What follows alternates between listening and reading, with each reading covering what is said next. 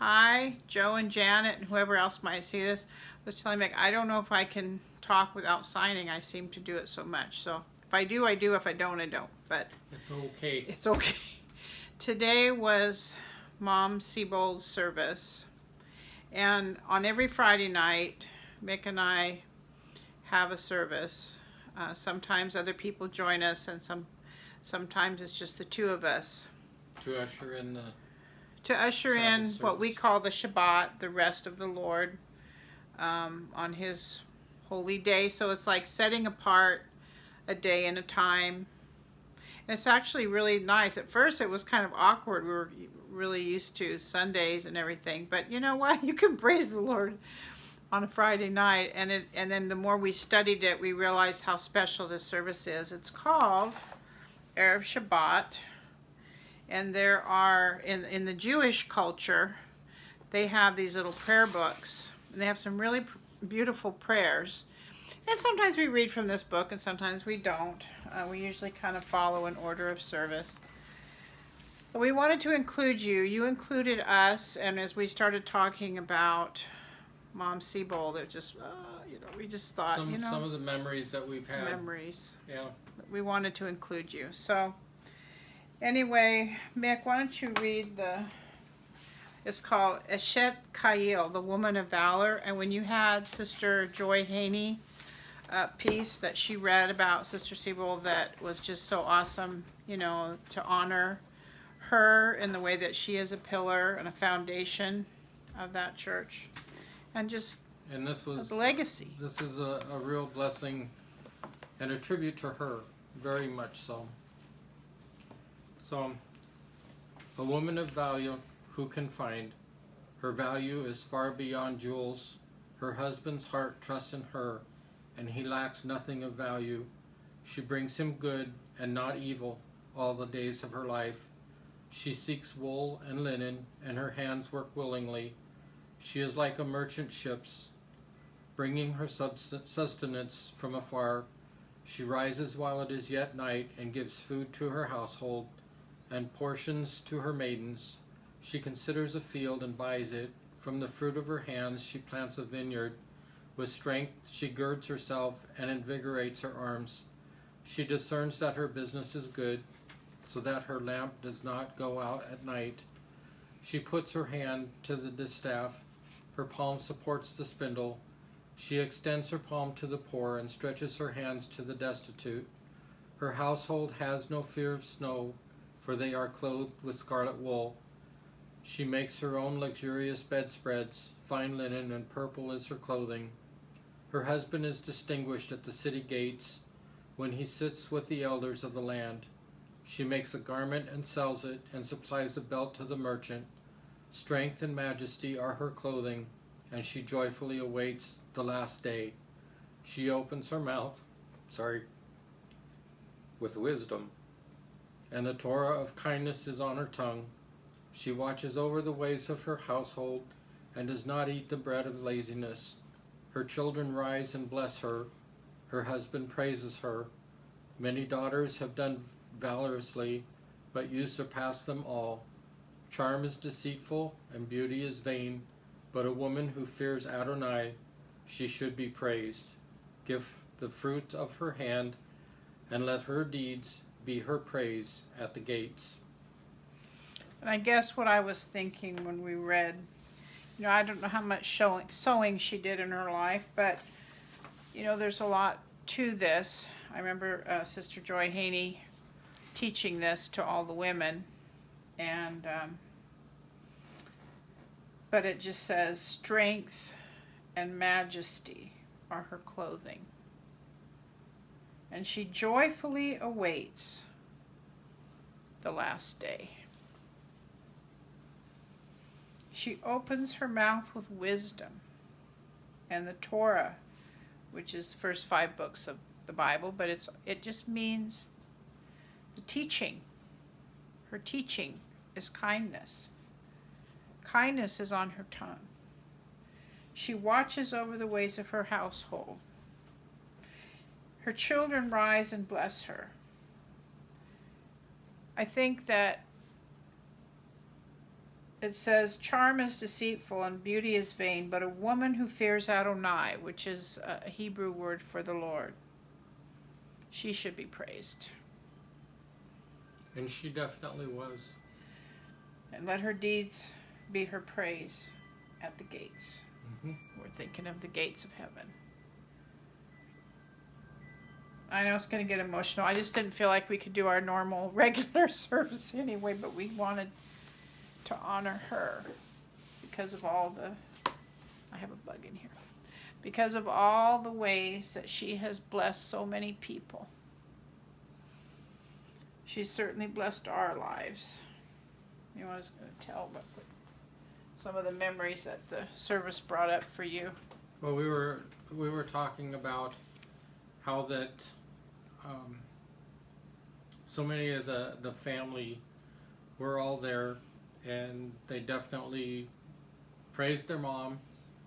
And I feel like I do seriously appreciate that you remembered me and that you mentioned me. I do feel very much a part of the family, and Mom was my mom in so many different ways. But I remember the joy of her smile and the love that she had for so many people. And I guess I was really surprised because as I began to hear some of the stories, I wasn't the only person that you as a family took into your home and shared not only your home but your lives with. And I remember before me, Martin was a member of your family, and there were others even after me. And I never really thought about that until I began to hear some of the other stories. And it just really touched me that it didn't matter. I mean, you guys reached out to people all through your lives, and whether you realize it or not, those people, and I do definitely include myself, really needed help at that time. We were seeking for something that we didn't have, but we saw it in you, and God's love, His Spirit, the power of the Holy Ghost was just incredibly strong in everything that you guys did. I mentioned going for boating. I remember so many times going camping, just different things that we did together as a family, and I was included. I never felt like I was separate from that, and I can't tell you how much I appreciated that. Yeah, it's going to give me now. Anyway, thank you. It's been, you were all, and even now, very much a blessing. And Mom's going to be missed, definitely, but she is in our hearts more so than I ever thought. Talking to her on the phone, it was difficult sometimes because you didn't know how much she understood.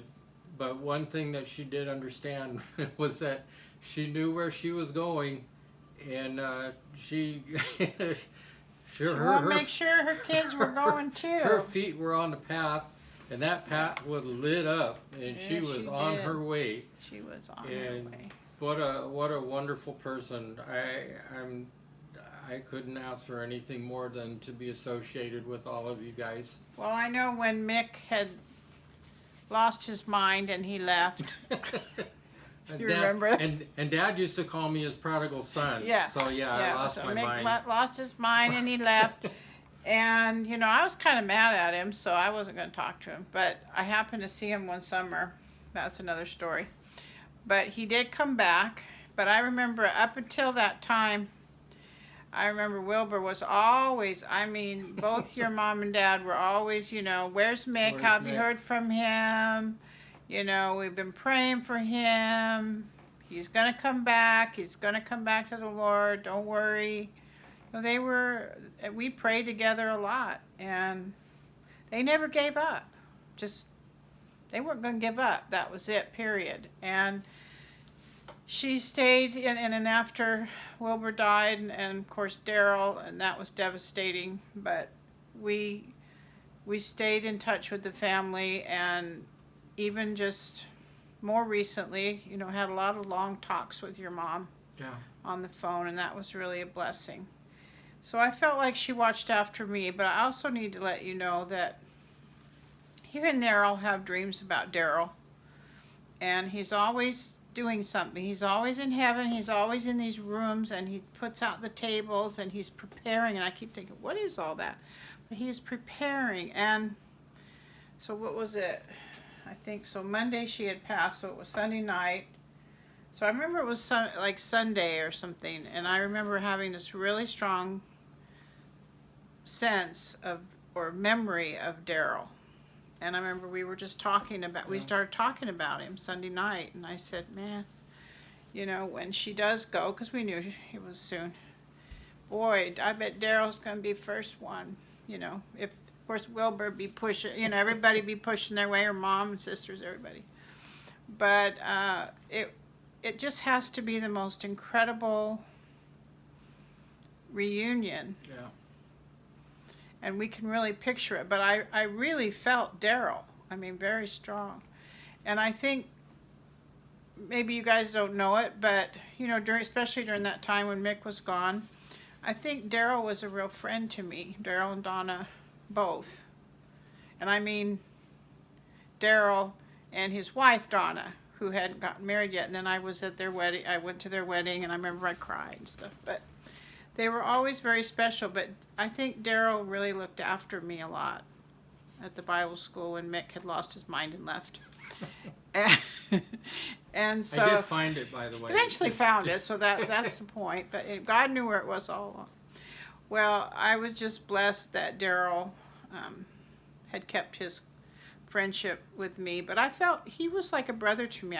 I'm an only child, so I think it was just really special that I felt that. So every once in a while, I just feel it. I just know that it's okay, and I'm waiting to see Daryl too. So, but I know she's happy. We know that. But we just want to tell you just how special you all are. Yes, very much. Very, very, very special. And thanks to Janet. I've been in her shoes as far as taking care of Mom. Yeah, both. Yeah.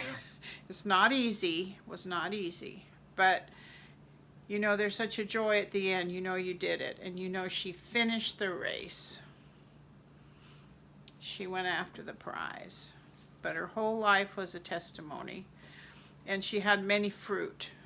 Her tree was full of fruit. And when I saw the kids and everybody at the service, and it was just amazing. And the tribute you did was beautiful. I mean, it was just beautiful. The beautiful flowers on her casket. I mean, it was so well done and tasteful. And then, Chris singing and everybody singing and Kevin and everybody.